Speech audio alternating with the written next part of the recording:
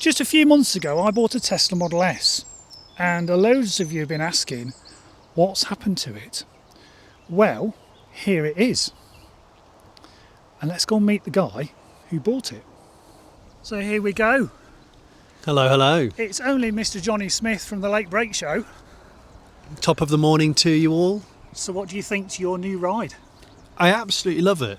I knew that I was buying a potential risk, but you know when things are better than you expect, this is better than I expect. I've done loads of miles in it since What buying miles it. have you done now?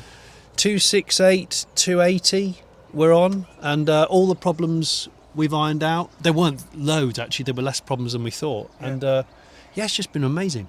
And Fantastic. a bloody bargain. Bargain. Can I buy it off you? No.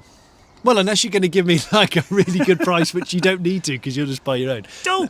Honestly, it's been an absolutely phenomenal car, and it's my new workhorse, this. So if you want to see what Jonny's had done to this car, then tune in to his Late Break Show, where he's shortly going to cover every aspect of what he needed to do to get this on the road, so to speak. This is Jonathan Porterfield, but you know that. His channel, Jonathan Porterfield, it needs you to subscribe to it. Okay, subscribe to it for all of the knowledge this man has on used EVs, which is phenomenal, and it's helped me out a lot. So I learn from him.